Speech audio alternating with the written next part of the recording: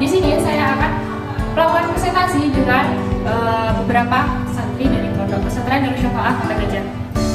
Selain itu, mereka juga adalah salah satu sebagian dari siswa di SMK Darus Syafaah Kota Gajah. Selain itu, tujuan dari video ini dibuat atau presentasi ini dibuat adalah untuk memenuhi tugas pendidikan karakter dan anti korupsi. Dengan dosen pengaku Bapak Asun Afandi Ungu Sinyal SDM. Berikut inilah presentasi yang saya lakukan. Assalamualaikum warahmatullahi wabarakatuh. Waalaikumsalam warahmatullahi wabarakatuh. Maaf sebelumnya adik-adik mengganggu waktunya. Di sini saya perkenalkan diri ya. Nama saya Febri dari Prodi Ekonomi Syariah dari Institut Agama Islam Bandung. Dan di sini saya akan menyampaikan beberapa materi tentang pendidikan karakter dan korupsi. Nah, untuk pembahasan pertama yaitu ada itu nggak ada di sini itu seberapa kaya Indonesia ini? Nah, jadi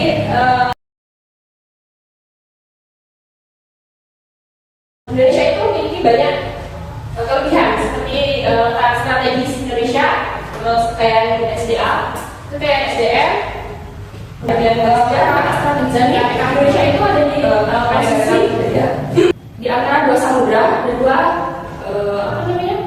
benua, yaitu kalau samudranya itu Samudra Pasifik sama Samudra India, untuk untuk benuanya yaitu benua Asia dan benua Australia. Selain itu, Indonesia juga itu berada di garis perdagangan dunia. Untuk gerbangnya itu Selat Melaka.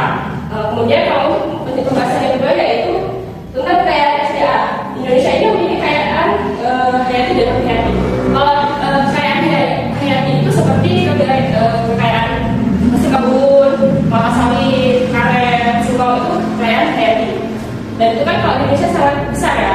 Kemudian kalau kekayaan non-hayati itu seperti nikel, batu bara, emas, tambang, kayak di Papua itu kan ada penambangan itu termasuk kekayaan non-hayati.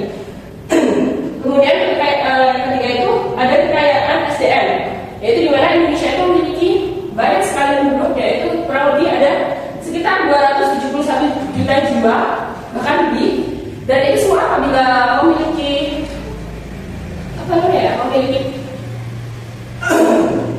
pengetahuan yang luas atau memiliki kecerdasan, itu bisa membangun Indonesia untuk lebih maju. Kemudian yang keempat itu ada garis sejarah. Garis sejarah di Indonesia itu sangat panjang, itu dari masa penjajahan, masa kerajaan, penjajahan, reformasi sampai sekarang ya. Nah, kenapa kok kayak garis sejarah ini bisa jadi aset Indonesia atau kenapa bisa jadi kaya Indonesia? Itu karena dengan garis sejarah ini turis-turis dari luar negeri itu banyak yang datang ke Indonesia. Karena Indonesia itu adalah salah satu negara yang merebut kemerdekaannya sendiri, sehingga turis-turis itu penasaran gimana sebenarnya untuk Indonesia ini kok bisa merebut merebut kemerdekaannya sendiri. Seperti Malaysia itu diberi kemerdekaannya oleh Amerika. Jadi mereka nggak merebut kemerdekaannya sendiri, sedangkan Indonesia itu merebut kemerdekaannya sendiri.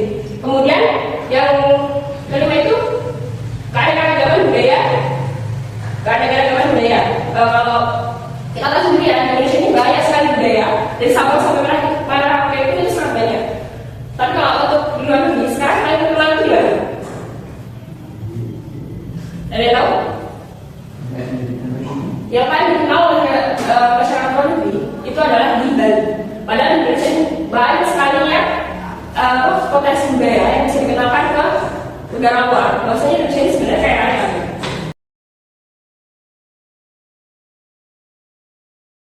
Yang selanjutnya itu pembahasan kondisi realita saat ini. Sayangnya dari pembahasan tadi, sebanyak kekayaan itu dari Indonesia itu sebanyak itu kekayaannya. Kondisi realita itu sangat berbeda, yaitu di mana kemiskinan, kesehatan yang buruk, kemudian pendidikan yang tidak yang kurang berkualitas, pengangguran, kematian bayi, kemudian pendapatan per kapita masyarakat, dan kondisi realita saat ini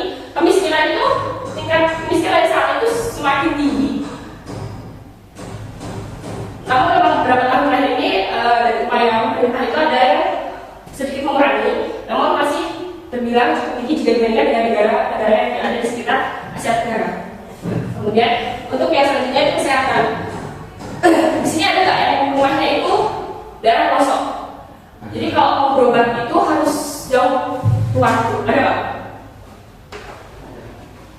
Orang ada kota semua ya. Kalau apa namanya kondisi kesehatan itu sangat rendah sehingga tuh kayak apa namanya banyak di masyarakat itu ketika di daerah terpencil ketika mau berobat mereka itu harus keluar daerah jauh dan itu pun kadang dia belum tentu mendapatkan pelayanan yang sesuai dengan apa yang dia rasakan, dengan apa yang sakit dia punya itu belum tentu sesuai. Kemudian tingkat pendidikan, kualitas pendidikan yang rendah. Kenapa kualitas pendidikan itu rendah? Karena kalau di kota-kota, kalau di sini alhamdulillah ya kita udah lihat bahwasanya kondisi pendidikan di sini sudah cukup layak. Tapi ketika kita lihat di pedalaman kayak pedalaman Papua atau Nusa Tenggara atau bahkan di Lampung sendiri mungkin masih banyak ya. Ada sekolah-sekolah yang ibaratnya tidak layak untuk digunakan sebagai sarana pendidikan. Itu adalah salah satu kelemahan yang ada di Indonesia, kondisi yang sangat buruk saat ini. Kemudian tingkat pengangguran. Saat ini pengangguran di Indonesia ini cukup tinggi. Terlebih sekarang itu orang-orang yang selesai pendidikan itu banyak yang nggak bisa langsung kerja. Jadi karena nggak punya potensi, jadi dia nggak bisa masuk untuk kerja dan itu mempengaruhi perekonomian yang ada di Indonesia. Kemudian yang kelima itu ada kematian bayi, yaitu angka kematian ibu dan bayi yang semakin meningkat. Di mana saat ini tingkat kematian ibu dan bayi itu cukup tinggi di Indonesia karena ketika ya tadi tingkat kesehatan yang rendah, ketika orang-orang dari daerah terpencil itu mau ibaratnya kalau ibu hamil itu mau USG itu aja harus keluar dulu atau dia mengalami pendarahan atau apa terkena itu kan nggak bisa langsung ditangani sehingga meningkatkan kematian ibu dan bayi saat ini di Indonesia. Kemudian yang keenam yaitu pendapatan per kapita masyarakat. Kalau untuk pendapatan per kapita masyarakat saat ini itu setiap daerah itu beda-beda dan itu yang menyebabkan kenapa di Indonesia ini banyak senjata sosial karena kayak di sini mungkin pendapatan per kapita atau UMR-nya bisa lebih rendah daripada UMR yang ada di Indo dan itu bisa menjadikan senjata sosial. Kemudian yang ketujuh yang ada itu tingkat kriminalitas yang tinggi. Suatu negara itu bisa dikatakan negara itu miskin ketika tingkat kriminalitas yang tinggi. Sedangkan di Indonesia itu tingkat kriminalitasnya cukup tinggi. Untuk di Lampung aja sampai sekarang pun berita kriminalitas itu masih berseliweran gitu. Dan itu yang menjadikan kita itu dikatakan sebagai negara miskin. Ini semua ini kelemahan ini, kondisi realitas saat ini yang menjadikan Indonesia ini dipandang oleh negara lain sebagai negara miskin. Karena ya itu tadi kemiskinan, kesehatan yang rendah, pendidikan yang kurang berkualitas, pengangguran, kematian ibu dan bayi, terus pendapatan per kapita masyarakat, kemudian tingkat kriminalitas. Kalau untuk kriminalitas ini sangat dipandang ya di negara-negara lain, sehingga itu menjadi penilaian negara lain terhadap negara tersebut. Ketika tingkat kriminalitasnya tinggi, di situ dia dikatakan sebagai negara miskin.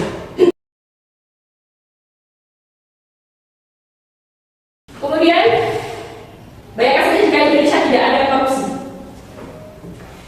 Nih, jika Indonesia berhasil mengatasi korupsi secara efektif, dampaknya terhadap negara akan sangat positif, baik dalam jangka pendek maupun jangka panjang. Berikut adalah kemungkinan bagaimana itu dapat terjadi ketika mereka ada kesejahteraan sosial. Kenapa bisa meningkatkan kesejahteraan sosial? Karena ketika kayak kasus-kasus korupsi itu berhasil diberantas, berhasil diatasi, seperti kesehatan,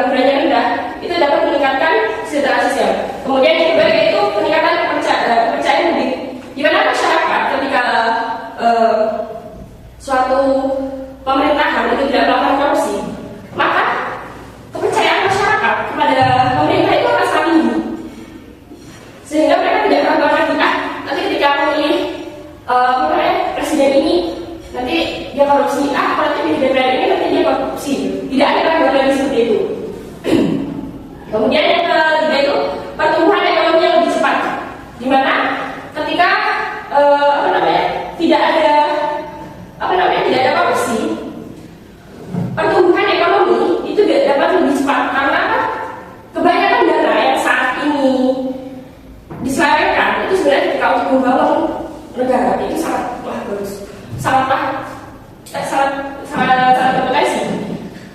Kayak kasus 271 triliun itu yang cukup terkenal beberapa waktu terakhir ini.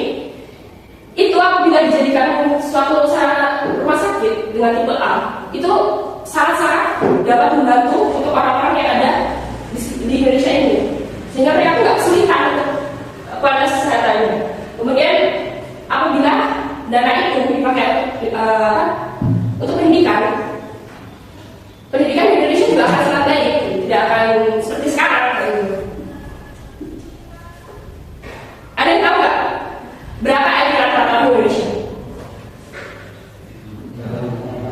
78. Itu adalah IQ terendah. Dan Indonesia adalah salah satu sebagian besar masyarakat Indonesia itu IQ-nya 78.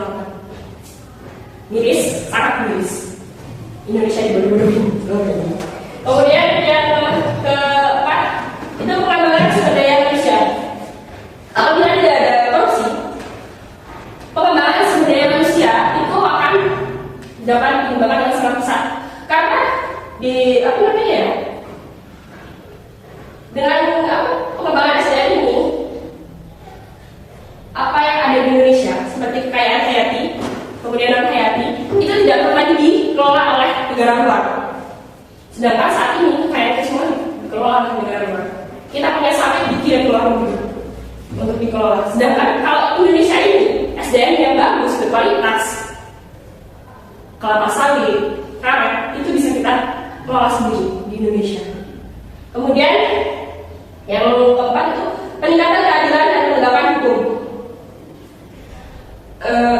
Yaitu di mana apabila tidak ada korupsi, hukum itu tidak akan dimanipulatif, dan keadilan. Masyarakat ini selalu mendapatkan keadilan yang sesuai dengan apa yang ada di undang-undang. Namun sayangnya saat ini hukum itu jadi permainan, politik itu jadi permainan. Jadi kita terjebak di korupsi ini. Masyarakat kecil seperti kita dan orang tua kita itu mendapat imbas dari korupsi. Kemudian yang keenam itu pengangguran, ketimpangan sosial dan ekonomi. Itu bisa diatasi, yaitu dimana apabila nggak ada korupsi tadi, pengangguran, terus ketimpangan sosial dan ekonomi itu nggak akan terjadi. Kita coba aja negara sebelah kita ini Singapura itu korupsinya sangat rendah. Itu di sana gajinya itu bisa mencapai 100 juta rupiah. Sedangkan di Indonesia cuma 2 juta. Itu UMR. Untuk bilang sendiri 2 juta ya. Padahal negara Singapura itu cuma berapa? Seperempatnya kota Bandung. Tak akan digaji. Karena mereka yang bisa mengatasi korupsi. Kemudian stabilitas politik. Jadi tadi ketika nggak ada korupsi, politik ini akan stabil, tidak akan diperjualbelikan, tidak akan ada permainan. Karena yang korupsi ini, yang memainkan politik ini, ya para pejabat negara itu yang melakukan korupsi. Kemudian sebenarnya apa sih definisi korupsi itu? Jadi definisi korupsi adalah tindakan yang menyalahgunakan kekuasaan atau jabatan oleh individu atau kelompok untuk kepentingan pribadi atau golongan yang merugikan kepentingan publik atau negara. Korupsi dapat terjadi dalam berbagai bentuk seperti suap, pemerasan, penggelapan, nepotisme, terus manipulasi anggaran. Kemudian tujuan utama dari korupsi adalah untuk mendapatkan keuntungan finansial dan manfaat lainnya dengan cara yang tidak sah, yang seringkali melibatkan pemanfaatan posisi atau wewenang. Jadi korupsi itu adalah suatu tindakan penyelewengan dana dari uang negara itu untuk kepentingan pribadi dia atau kepentingan orang lain. Karena kadang korupsi itu nggak cuma terjadi karena dirinya sendiri. Ada hal lain itu karena dari orang lain untuk dia melakukan korupsi. Kemudian apa saja kan bentuk korupsi? Bentuk-bentuk korupsi itu yang pertama ada penyalahgunaan wewenang atau merugikan keuangan negara. Kemudian yang kedua itu ada suap menyuap. Yang ketiga itu ada penggelapan dalam jabatan, pemerasan, perbuatan curang, kemudian benturan kepentingan dalam pengadaan dan gratifikasi. Yang pertama itu penyalahgunaan wewenang keuangan negara. Penyalahgunaan wewenang ini yaitu di mana seorang pejabat publik itu melakukan penyelewengan dana yang merugikan keuangan negara yang cukup besar. Contohnya tadi yang saya katakan sudah di awal itu yang 271 triliun itu adalah satu penyalahgunaan wewenang yang merugikan keuangan negara. Kemudian yang kedua suap menyuap. Suap menyuap ini terjadi ketika seorang pejabat publik menerima suap dari rakyat. Contohnya aja ketika kita mau buat ini KTP misalnya, KTP atau kartu keluarga. Ini saya kasih uang, ya cepat. Itu termasuk suap. Dan itu tidak dibenarkan. Itu kalau ketahuan dilaporkan, itu dia bisa masuk penjara. Pejabat publik dan yang memberikan itu. Kemudian yang kedua itu penggelapan dalam jabatan. Jadi yaitu ketika kalau mungkin sekarang yang terjadi itu kasus korupsi yang menimpa para kayak gubernur itu mereka masih memiliki wewenang dan jabatan sehingga mereka ketika diberi dana untuk kayak pembangunan jalan dan pembangunan infrastruktur yang lainnya, sama mereka masuk ke kantong pribadi. Dan itu salah satu penggelapan dana dalam jabatan. Mereka masukkan dana pemerintah yang harusnya untuk pembangunan malah digunakan untuk dirinya sendiri. Kemudian yang keempat itu pemerasan. Pemerasan ini terjadi ketika seorang pejabat publik mendapatkan ancaman dari pihak luar karena dia gimana ya? Karena dia tuh merasa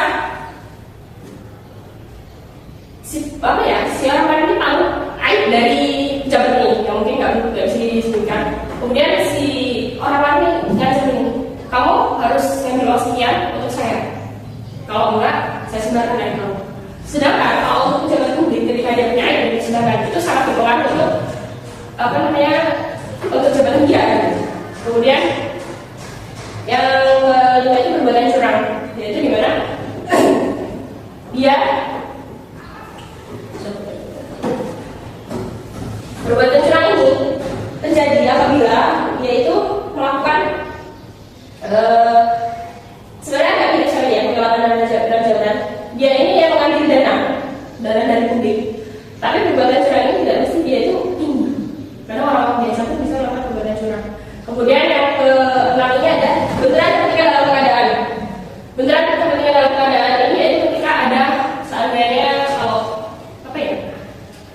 kayak ulang-ulang daerah biasanya itu kan ada kayak penyewaan barang-barang. Nah itu karena mungkin dia punya usaha yang di bidang kayak sewa-sewa dekor.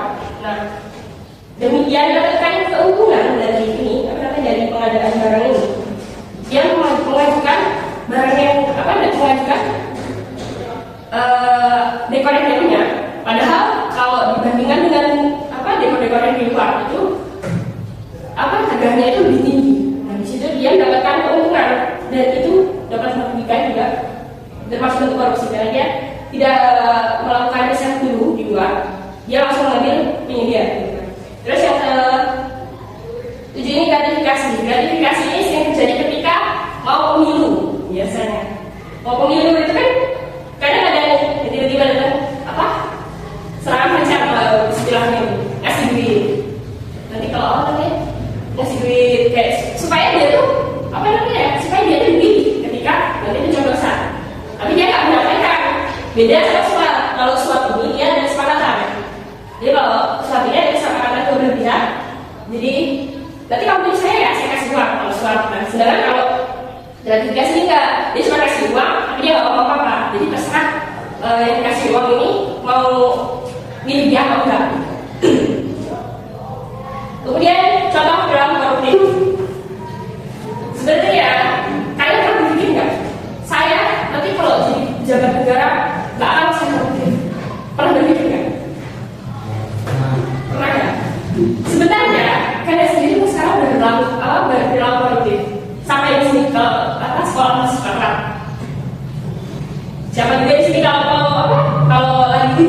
nyontek kasihan.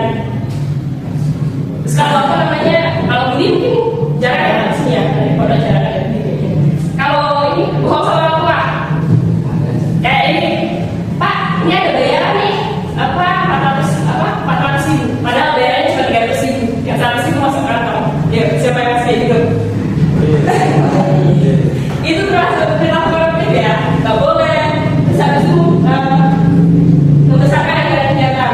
Kalau ini mungkin kalau kayak ada yang sini jadi OSIS atau apa, itu biasanya besar-besarin anggaran. Kalau ini nggak guna itu masuk ke kantong pribadi, nggak boleh kayak gitu. Itu termasuk perilaku koruptif. Itu contoh perilaku koruptif. Kalau kalian tahu jadi suatu saat kalian jadi pejabat negara, kalian harus menggunakan ini. Kalian harus menggunakan ini supaya ya kalian nggak berperilaku koruptif. Kalian berintegritas. Nah, apa sih sebenarnya integritas itu? Oh, belum. Nah, kemudian apa yang menjadi faktor penyebab dari terjadinya korupsi? Kenapa korupsi bisa terjadi? Jadi, faktor penyebab korupsi menurut teorinya James Bond dalam teori Bond itu ada yang namanya greed, keserakahan. Jadi kenapa kok orang itu bisa berlaku korupsi? Karena dia serakah. Jadi dia tuh merasa apa? Serba kurang, padahal dia sangat cukup, tapi dia selalu kurang. Jadi dia serakah dan perilaku konsumtif lah ibaratnya. Kemudian yang kedua itu opportunity atau kesempatan. Karena ada kesempatan, orang itu mau melakukan korupsi. Ibaratnya orang mau maling, kalau nggak ada kesempatan nggak mungkin akan melakukan, nggak akan maling. Gitu juga korupsi.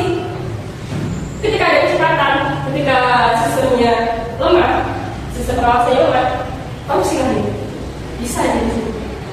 Terus yang ketiga itu ini kebutuhan ini apa namanya? Kenapa kok kebutuhan ini menjadi salah satu penyebab korupsi? Karena orang korupsi itu karena pepet. Jadi karena dia itu mungkin ada kebutuhan besar atau kondisi anak istrinya sakit, dia butuh berobat dan gak ada biaya, akhirnya terpaksa dia melakukan korupsi dan masuklah ke ini karena ada kebutuhan dia melakukan korupsi.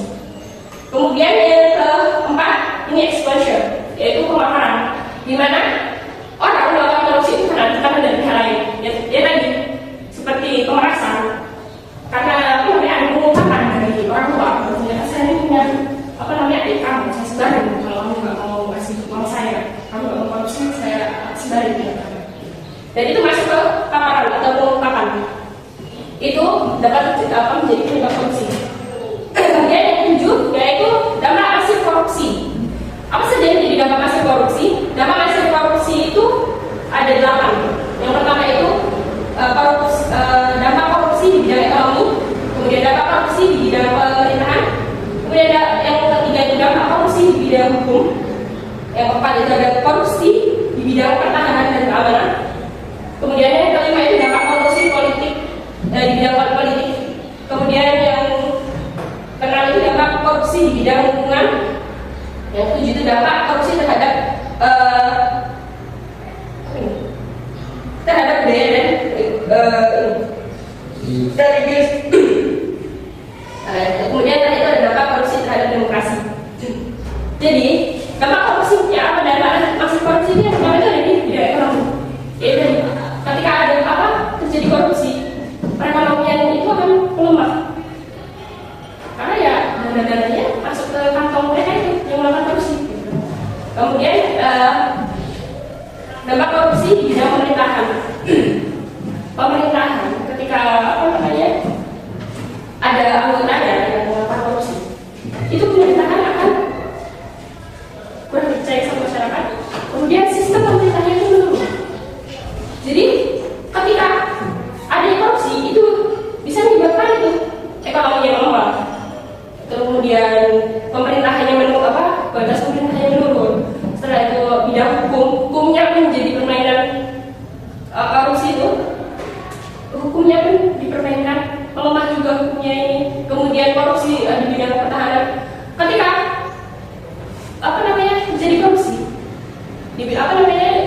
pemberantasan korupsi bidang pertahanan itu ketika uang yang seharusnya untuk pembelian alat-alat alat-alat TNI itu yang menjaga kebebasan kayak alutsista dan sebagainya itu ketika dikorupsi nggak mungkin bisa beli alutsista, sedangkan alutsista itu sangat mahal tentunya.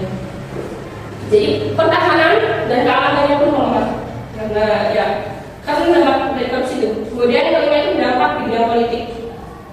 Politiknya itu melemah karena ini tadi ekonomi yang lemah, pemerintah yang lemah, hukum yang lemah, dan keamanannya juga lemah. Jadi otomatis politik pun itu menurun, kualitas politiknya pun menurun. Kemudian lingkungan yang di mana negara itu pemerintahannya korupsi, pasti rata-rata lingkungannya pun ya nggak jauh-jauh lah. Pasti kalau kalian kaya, kalian waktu kekayaan di Jakarta, waktu di Jakarta pernah nggak ada orang tidak membayar bahkan kadang ada yang maksa, gitu kan? Ada yang maksa dikasih, kalau dikasih dikejar kan? Ada yang kayak gitu. Ya itu dapat korupsi.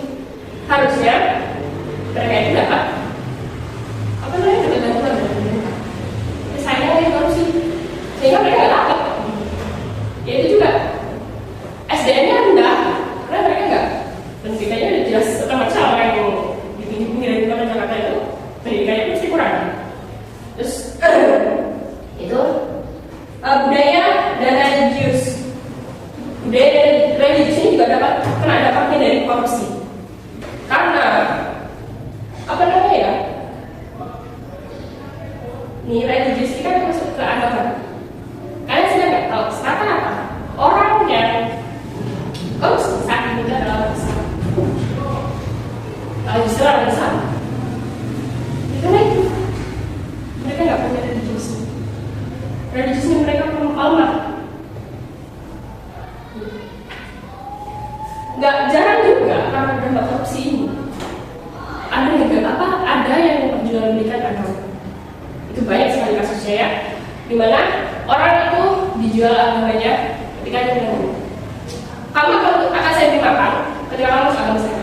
Itu banyak sekali terjadi. Akhirnya dia awalnya Islam, ibaratnya Islam yang kuat, ketika dia diberi iming-iming kayak gitu karena memang dia mungkin kekurangan, akhirnya dia mau masuk ke agama lain. Itu memperjualbelikan agama karena ini dampak masih korupsi. Kemudian di demokrasi yang berbalas merawat karena ada korupsi ini. Kayak sekarang ini demokrasi Indonesia ini sangat serawat gitu. Ibaratnya yang ada istilahnya politik dinasti. Sebenarnya nggak ada politik dinasti itu terjadi ketika nggak ada pemilihan dari masyarakat. Kalau kayak pemilihan presiden kemarin kan pilih nyoblos, nah itu bukan politik dinasti. Tapi ketika nggak ada pemilihan dari masyarakat, itu baru dikatakan politik dinasti. Contohnya kayak Spanyol itu dia udah otomatis ketika orang kaya lengser maka anaknya akan memimpin. Itu udah otomatis, nggak ada pemilihan. Itu baru dikatakan politik dinasti. Ya itu tadi, ketika ada korupsi, ketika ada korupsi, dampak masifnya itu ke demokrasi juga. Demokrasi yang bakal semau. Kemudian yang selanjutnya yaitu nilai-nilai anti korupsi dan perilaku berintegritas. Apa sih sebenarnya yang menjadi nilai-nilai integritas? Yang pertama itu ada kejujuran, bertanggung jawab, disiplin, kerja keras, mandiri, berani, sederhana, peduli, dan adil. Kalian udah jujur belum? Kalau kalian seandainya kan jujur jawab benar, kalian udah jujur belum sekarang? Yakin? Tadi yang mau jawab kemana nih? Minta ceritanya berapa? Putusnya berapa? Kemudian disiplin, bertanggung jawab. Ketika kalian punya tugas, ini kalau kalian hafalan ya, kalian bertanggung jawab. Kalian punya tanggung jawab hafalan, ya kalian hafalkan. Jangan tinggalin. Kemudian yang ketiga disiplin. Nah, ketika ngaji atau ketika sekolah, kalau bisa tepat waktu. Kemudian yang keempat itu kerja keras. Ketika kalian mau sukses, kalian juga harus kerja keras. Nggak ada semuanya instan kan? Kalau kalian ada istilah bersusah-susah dulu, bersenang-senang kemudian, ya itu karena nggak ada semuanya instan. Kalian harus kerja keras untuk meraih impiannya. Kemudian yang keempat, kalian mandiri. Kalian harus bisa mandiri karena nggak selamanya kita tergantung sama teman. Apalagi kalau kayak kalian sekarang berarti kan gitu. Jangan kayak bahwa saya teman itu selalu mendukungkannya. Ada kalanya teman itu malah menjatuhkan saya. Saya tidak pernah merasakan karena saya juga berapa. Saya juga pernah merasakan. Gimana? Ketika saya percaya sama orang itu, ternyata dia lah yang menjadikan saya itu apa hancur saya maksudnya. Dan kalau saya itu hancur pada dia. Kemudian yang ketujuh itu sederhana. Berani. Yang keempat itu berani. Ketika kalian menghadapi segala sesuatu, kalian harus berani. Ketika kalian nggak salah, kalian harus berani mengaku kalian salah. Jangan lalu ini kalian harus berani mengaku kesalahan. Kemudian ketika kalian tahu teman kalian ngajain nakal, teman kalian ngajain kebetulan sebenarnya, kalian harus berani ngomong enggak, aku nggak mau, mau jadi orang dari aktivitas. Kemudian yang ketujuh, sederhana. Karena sederhana itu masuk ke nilai-nilai anti korupsi. Karena ya tadi karena orang yang bermewah itu pasti dia akan merasa selalu kurang. Itulah kenapa pentingnya sederhana. Kita harus bisa sederhana. Baru kita bisa bisa menerapkan perilaku yang berintegritas atau perilaku anti korupsi. Kemudian yang ke-8 itu peduli. Ketika kalian lihat orang susah, itu kalian yang temannya susah, gitu kan, butuh apa, kita bisa ini, aku anterin kayak ini ya ke pusat, puskesmas untuk bisa kalian bisa punya rasa peduli. Karena ketika suatu saat kalian, jadi pemimpin, kalian tak punya sifat peduli ini, di situ kalian juga akan takjub ketika ada orang itu ketika ada orang susah, kalian akan takjub hidup kamu hidup saya. Jadi yang penting saya kaya, kamu miskin ya terserah gitu akhirnya. Karena nggak punya sifat peduli ini. Kemudian yang ke-9 itu adil. Yang ke-9 itu adil, yaitu gimana? Kita juga harus adil. Ketika ketika kita dihadapin sama teman yang satu salah, satu benar. Yang salah ini teman baik kita, yang benar ini bukan teman yang akrab, bukan teman yang salah. Nah, tadi kalian tahu teman kalian salah, ya kalian sebenarnya salah. Jangan justru menyalahkan yang benar. Itu itu kenapa nggak adil. Kemudian di sini ada tiga tokoh yang memiliki integritas yang tinggi. Yang pertama itu ada Bahar bin Lopa dengan kasus yang bernama bensin.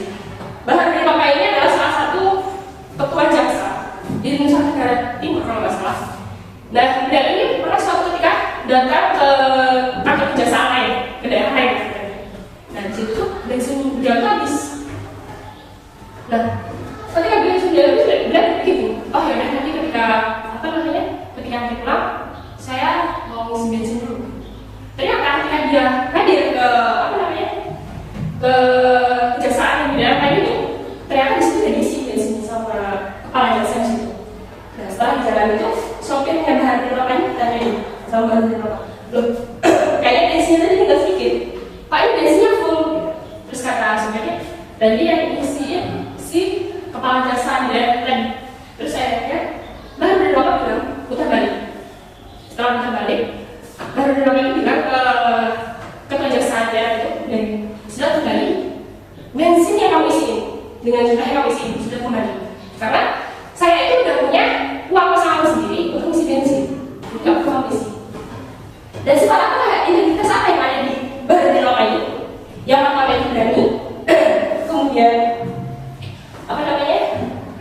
dia juga bertanggung jawab ya, karena dia dia merasa saya udah punya uang uang untuk ngisiin bensin, saya nggak perlu dengan punya uang. Terus tapi jujur juga ya. kemudian ada kasus Muhammad Hatta dengan apa namanya, kasus yang bernama mesin jahit. Jadi Muhammad Hatta itu pernah ada di posisi istrinya itu yang mesin jahit pada saat beliau itu berkuasa ya negaranya. Apa namanya? Dia itu ditanggung sama istrinya, nabung. Ketika hari ini udah cukup, besok beliau beli. Hari ini itu nilai rupiah itu turun. Jadi otomatis uang yang untuk beli ini nggak akan cukup kan? Tapi apa yang dilakukan sama Hatta? Dia nggak ngomong sama istrinya. Kebanyakan kalau orang yang berkeluarga, suami itu pasti kalau ngomong kayak gini, hari ini apa namanya? Besok ini apa namanya? Rupiah akan turun. Apa lebih baik kita beli sekarang? Karena sih gitu. Kalau suami kan ngomong. Tapi bukan ini enggak. Dia diam karena apa namanya? Penurunan harga penurunannya itu baru disampaikan besok. Dia nggak ngomong di sini. Jadi ketika besoknya dia mau di mesin jahit, istrinya ngajarin di mesin jahit, uangnya kurang. Terus istrinya bilang, kenapa kamu nggak ngomong sama saya? Karena kamu tuh pemimpin, harusnya saya dulu yang risau. Tapi bukan bilang enggak, karena ketika suatu keputusan di negara itu untuk masyarakat, ya apa namanya, semua masyarakat itu tahu, nggak boleh ada masyarakat tertentu yang tahu lebih dahulu. Dan di situ sifat yang apa namanya ada di dalam video itu bertanggung jawab, kemudian adil, kemudian apa namanya juga sederhana ya kata itu. Kenapa sederhana? Karena seorang pejabat negara saat itu harusnya beliau nggak perlu untuk menabung. Dia bisa pakai uang dari negara untuk beli mesin jahit apa istri saya, tapi Bung Hatta nggak perlu itu. Bung Hatta menabung. Kemudian kerja keras itu dengan menabung, itulah yang dilakukan oleh ya Pak, sifatnya lebih khas dari Bung Hatta. Kemudian yang ketiga itu adalah Sultan Hamengkubuwono IX dengan kasus yang bernama Tilang. Jadi suatu ketika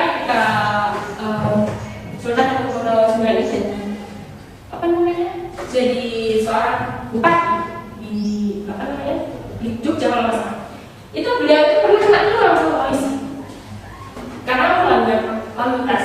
Nah, polisi ini nggak tahu kalau itu Sultan Hamengkubuwono, jadi ditilang dan ya Sultan Hamengkubuwono nggak menyerah. Jadi ya udah diurus lah sama itu. Sampai akhirnya si polisi ini yang buka atasannya, kemudian dia sama atasannya, dia itu dibodoh-bodohin sama atasan. Kenapa kamu bilang seorang pemimpin daerah ini? Ini tuh pemimpin daerah kita. Kenapa kamu malah ditilang? Harusnya kamu biarin aja. Tapi apakah Sultan Hamengkubuwono apa namanya?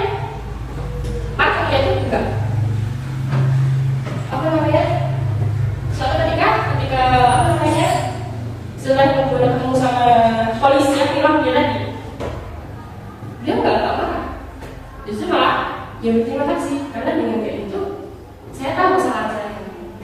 Nah, jadi apa namanya? Sifat integritas yang dicerminkan sama Sultan Hamengkubuwono ini sederhana terus habis itu disiplin juga karena dia tahu dia salah, dia bertanggung jawab juga ya. Disiplin, bertanggung jawab, nggak disiplin, bertanggung jawab sederhana karena beliau coba tanya kalau itu gubernur Lampung ketika tilang sama polisi, aku nggak bisa. Saya ini pemimpin yang masih bilang kan, tapi itu semua nggak dilakuin sama Sultan Hamengkubuwono karena beliau itu memiliki sifat sederhana.